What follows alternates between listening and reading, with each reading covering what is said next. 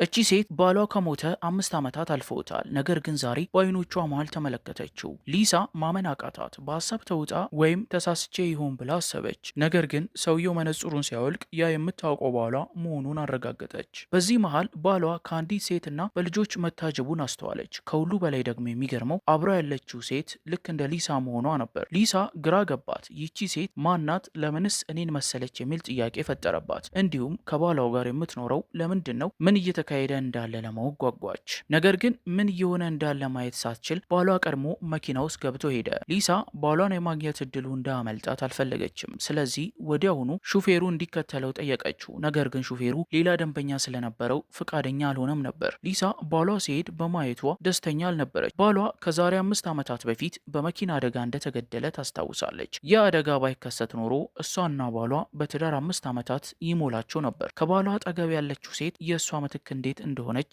ጥያቄ ፈጠረባት። ይህም ስለ ባሏ ድንገት መታየትና ስለዚህ ሴት ለማወቅ ጉጉት አደረባት። ወደ ቤት እንደተመለሰችም ስለ ባሏ ፍንጭ መፈለግ ጀመረች። ሊሳ በአጋጣሚ የዛች ምስጢራዊ ሴት ማንነት በኢንተርኔት አገኘች። ሴትየዋ የእሷንና የባሏን ፎቶዎች ትለጥፍ ነበር። ሌላው ቀርቶ የሰርግ ፎቶዎቻቸው እንኳን በኢንተርኔት ተለጥፈዋል። እሷ ያልጠበቀችው ነገር ደግሞ በሴትየዋ የድሮ ፖስቶች ውስጥ የራሷን የልጅነት ፎቶ ማየቷ ነው። ያ ፎቶ ደግሞ በቤት ውስጥ ካላት ጋር አንድ አይነት ነበር።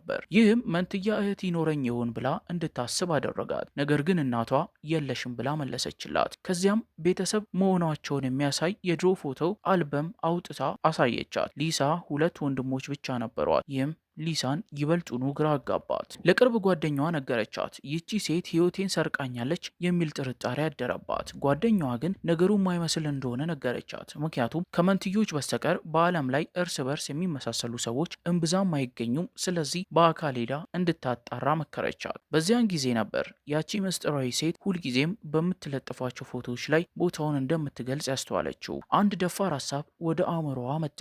ወደዚያ ቦታ ከሄደች ባሏን ማግኘት ትችላለች። ባሏ እንዲያውቃትም ሊሳ ራሷን ከራስ እስከ እግር ጥፍሯ ለመለወጥ ወሰነች። ከዚያም ወደ ጸጉር ቤት ሄደች። የጸጉር አስተካካዩ ልክ እንደ ሚስጥራዊቷ ሴት አይነት የጸጉር አቆራረጥ አደረገላት። ጸጉር አስተካካዩ እንኳን መመሳሰሉ አስገረመው። አሁን የቀራት ነገር ቢኖር ሚስጥራዊቷ ሴት አዲስ ፖስት እስክታደርግ መጠበቅ ብቻ ነበር። በዚያን ቀን መጨረሻ አዲስ ፖስት አየች። ባሏ በአንዲት ሬስቶራንት ውስጥ መሆኑን ተረዳች። ወዲያውኑ ቦታውን ተከታትላ ወደ ሬስቶራንት ሄደች። ወደ ሬስቶራንቱ ስትገባ ከዛሬ 5 ዓመታት በፊት ሞት የተባለው ባሏ እዚያው በአካል መኖሩን አረጋገጠች። በጠረጴዛው ማዶ ደግሞ ያቺ ምስጢራዊ ሴት ተቀምጣ ነበር። ሴትየዋ ተነስታ ወደ መጸዳጃ ቤት ስትሄድ ሊሳ ልትከተላት ተዘጋጀች።